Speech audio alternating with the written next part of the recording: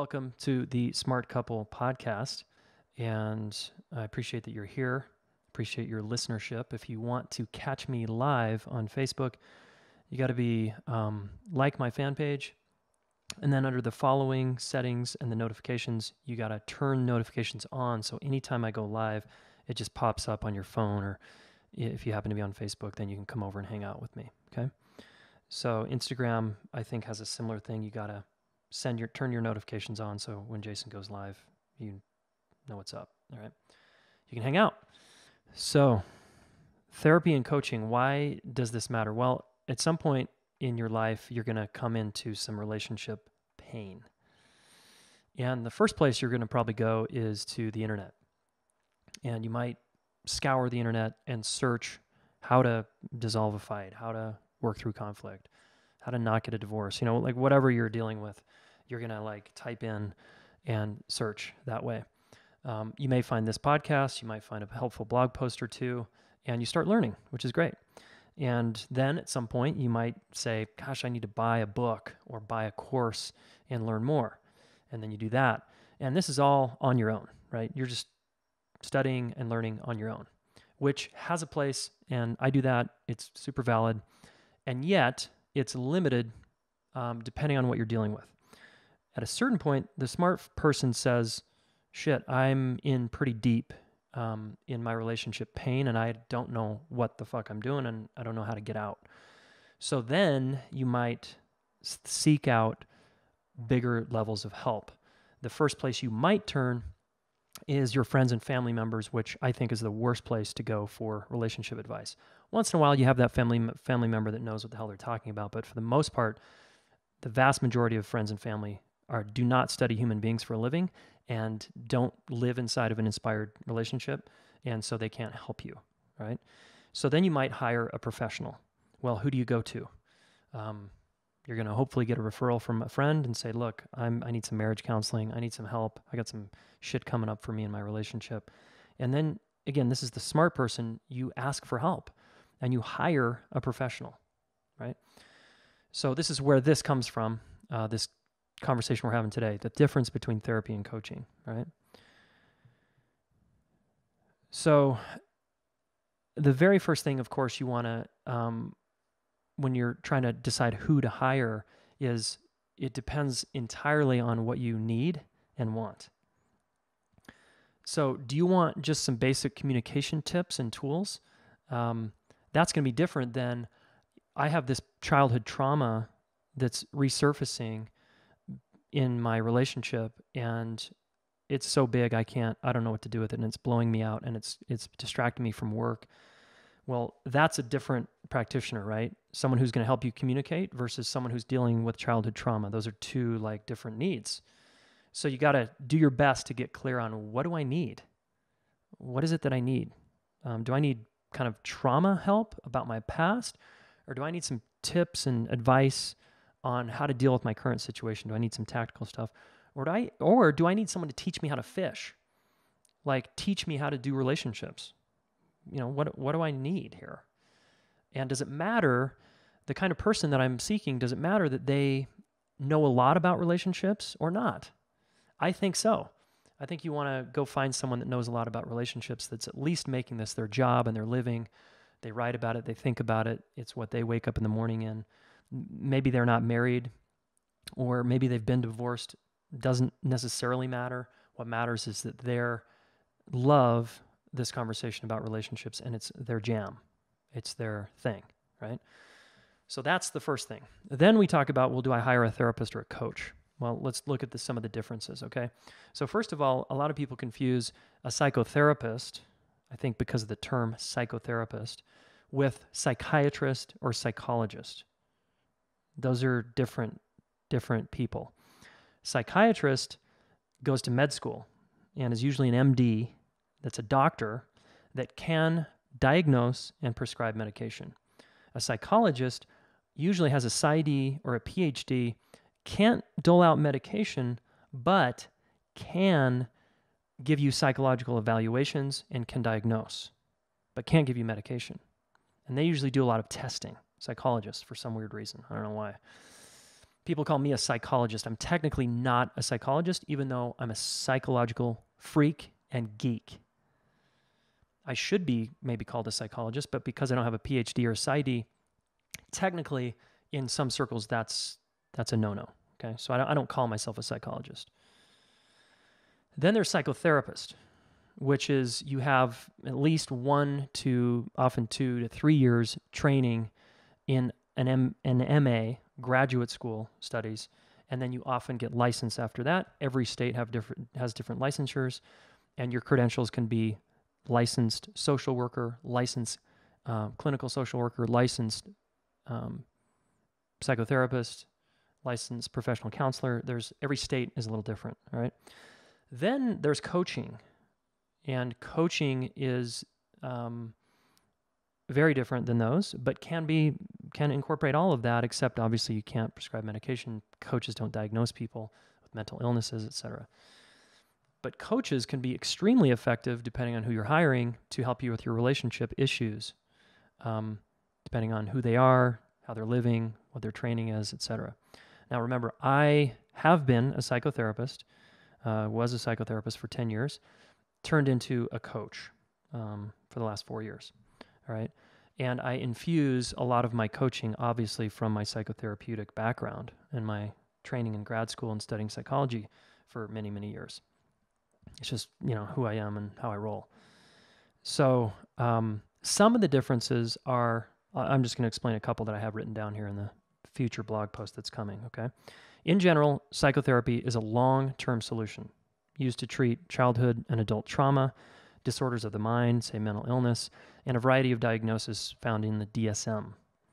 It's the main treatment recommendation for anxiety, depression, addiction, usually, and other sort of disorders, right? Therapy is also used by normal, everyday people for everyday challenges. It's not necessarily a trauma thing. It's not necessarily a past thing. It's just a lot of people go to therapy to just get help with their problems. But when you think of a therapist, think of, an amazing friend who accepts you no matter how you are, right? So psychotherapists tend to be people who can just support you for years, just being your neurotic self. And that can be extremely healing, right? Coaching, on the other hand, is more results-based, future-focused, and looks to provide solutions to the problems through, usually concrete steps. It's usually short-term, 3 to 6 months, although people can have coaches for years. And when you think of coaching, think of like a sports coach, right? Someone who's cheering you on, holding you accountable to your goals, and trying to get you to that next level. Okay, that's more of what a coach kind of looks and feels like. Now, in my world, I do both, and I've created a hybrid model where I take the best of coaching and the best of psychotherapy, and I jam them into what I'm calling interpersonal depth psychology, or Love 360. And it's an approach to helping someone with their relationship challenges. And I've trained 3 certified coaches in this work, and they are available for hire, and they rock, and they can really help you. And they're getting a deeper cut than I guarantee you most coaching programs are going to remotely offer. Because I'm a former therapist, I can't help but bring in the body and trauma, the here and now, the past, your childhood trauma, your childhood baggage, all of that, because it informs your future. And then when I work on myself, I've gone to years of psychotherapy, I've done years of coaching. I always have someone in my corner, whether it's a therapist or a coach or a mentor of some kind. Okay, a few other distinctions, all right? Therapy typically, again, takes longer. It's longer term. Usually the people that are therapists have much, much more training. Okay, a lot of people in my Facebook post yesterday were sort of, in a way, bad-mouthing coaching or just having strong opinions about coaches because they're like, they don't have any training, so they can't technically help you. I think that's really naive and simplistic. It's true that a lot of psychotherapists have more training than coaches. In general, that's true. But here's the interesting thing. Coaches charge more money typically than psychotherapists. And that's because psychotherapists, most of them are stuck in their financial consciousness at a certain level, and they all agree to not charge us above a certain amount. And There's actually rules in some states where you literally can't charge certain amounts. And that's one of the reasons why I left psychotherapy. I was like, I value my time more than this, so I want to keep charging more. And, I got judged by a lot of people because I kept raising my rates. All right. So I eventually moved to the coaching model because coaches can charge whatever they want and people will happily pay you. Again, more results based, right? People want results. And I will say that most coaches cannot help you with trauma. They cannot help you with the deeper layers because they just don't know how. They don't know how to deal unless it's part of their training and it's in their bio and they've done the work, etc. Okay. Either way, a good therapist or a good coach never stops working on him or herself ever. They're someone who continually turns over their own material and faces their blind spots and their issues and their own baggage that's getting triggered by you, all their other clients, and the rest of their life, right? Because all of us are, a walking trigger. For the rest of our lives, we'll be triggered into our stuff. So a good practitioner is always facing their shit. Never stops, okay? Okay, a couple comments here real quick about bad coaching, good coaching, bad therapy, and good therapy. So check this out. Bad coaching is like a Band-Aid for much deeper problems. It never gets to the root of the issue, right? And it's often practiced by people that have little to no experience. They might offer simplistic advice like, just be grateful. Hey, it's not that bad. They invalidate your experience. And it just doesn't deliver, okay? Good coaching, on the other hand, gets results, holds you accountable to your goals and dreams, keeps you focused on the desired outcome, and helps you address mental blocks along the way. And it's facilitated by someone gifted and very skilled, okay? A good coach challenges you and supports you. So whereas a lot of therapy can be overly supportive, coaching tends to bring in the more masculine challenge thing. Results, let's go. What's your fucking problem? Come on, let's move. You've been stuck here for weeks, years, months. Let's go, right? The coach can bring in that kind of vibe, which can really helps me. A good coach is well worth the fee, right? Whatever they charge, because they get a result. They help you. And a good coach is a living role model for someone you want to be like, all right? Okay, bad therapy. Bad therapy turns into a coffee date where you go every week and you just vent and report out about your problems and the therapist just nods. Oh, wow. Yeah, sounds intense. Oh, okay. And it's just like nothing's really happening. That's still, I have people I know in my life that have gone to years of therapy and zero movement in their lives. Now, that's not necessarily the therapist's fault. Okay, a lot of that is just victim consciousness of a client and that they're stuck and they just want to keep staying stuck. I eventually got tired of those type of clients and I fired them because I was like, look, if you're going to hang with me, we got to move, all right? We're climbing a mountain here. We're going on a grand adventure. And if you keep sitting on your ass complaining, it's not going to happen, okay? All right. Bad therapy is like overly supports the victim model, right? Oh, poor you, you're a victim. You're always going to be that way. You've always been that way. And I'll just sit and rescue you. Okay, that turns into a triangle that just never ends. Bad therapy asks you to tell your story over and over, which can further embed it into your brain and doesn't actually help in the long term. And then bad therapy just doesn't challenge you enough. Good therapy, on the other hand, can help you finally feel safe in relationship to another person. It can help you feel safe in your body. Long-term therapy can help you have the experience of a secure attachment, which is amazing. Coaching rarely delivers here. And psychotherapy can heal an old injury just by the therapist becoming a loving parent to you. And that's not for everybody, but for people with deep neglect and who feel like totally abandoned by their parents and they're running that story, a good psychotherapist can come in and just be the loving presence that they never had, and it can be reparative. And then the good therapy continues by saying, okay, now that you're starting to heal and trust more, now we got to help you do this in your life. And then they transition the person to weaning off the therapy and getting real friends and real people and real community in their life, all right, that can do the same thing. And that's very healing. Good therapy can help you sequence lifelong trauma. A good trauma therapist, I'm talking about like somatic experiencing, for example, can help you sequence old trauma in your body and move it and release it and help you heal that. And that's extremely powerful. And somatic experiencing is one modality that I particularly like. Good psychotherapy, I think in the modern day here this year, is someone who's able to and willing to reveal themselves, right? They're not like the psychoanalysis of old, and they hide behind a blank wall, and they're just like, when you say, well, how are you feeling, therapist? And they go, that's a good question. What's making you ask me that? You know, that all has a place. I used to do that, and if you want to just keep putting people back on themselves and helping them work with their projections and their transference, that can be super powerful. But these days, I think it's more powerful for a therapist to be a real person. Just say, yeah, I fucking had a hard day, or here's how I got stuck with that issue, or, you know, once in a while, bringing in that, as long as it doesn't become about me, right? And a good psychotherapist, it can become a great mentor, or like I said, a loving parent, right? Okay, so those are some of the goods and bads. Okay, so the summary basically is, does it matter, therapist or coach? I don't think so. Again, except for if you're very clear about you have a specific need, like healing a trauma. You don't go to a coach for that.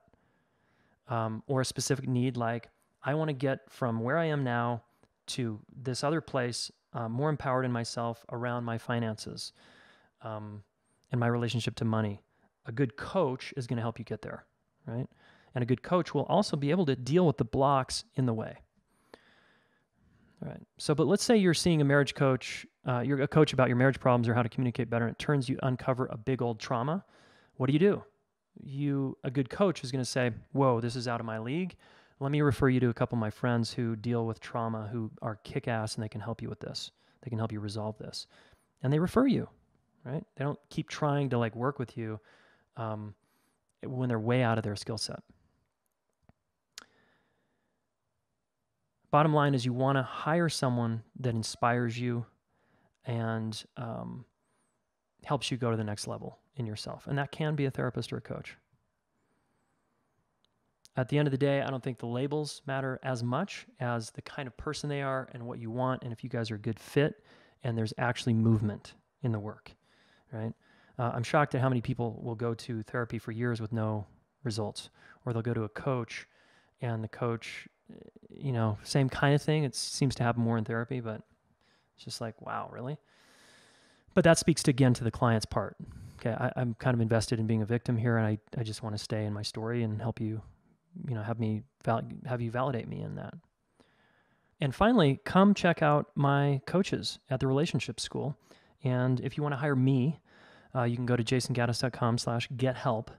All right, and there's a link there to work with Jayson. You got to read a bunch of stuff and apply. And if you want to work with my coaches, go to jasongaddis.com/relationship-coach. jasongaddis.com/relationship-coach. And then if you want to train to become a relationship coach, infused with all this psychotherapy background stuff, the deeper level of relationship coaching, you can go to jasongaddis.com/coaches. All right. And I really strongly encourage you to check out the Relationship School and our coaches there who have just become certified as a level 1 relationship coach, all right, in the Relationship School. Very, very cool, very exciting stuff, and they all rock, and they're very effective, okay? And they offer, I think, a free session for checking them out, okay? Okay, sweet. So blog post coming. I've got this all written out in a pretty long blog post. It's going to be very informative. It's much longer than what I just jammed out on, and I think it's going to serve. So just because I get this question a lot, people ask me, what's the difference? Who should I go see? Let me make a couple quick comments on couples coaching or couples therapy. Same deal.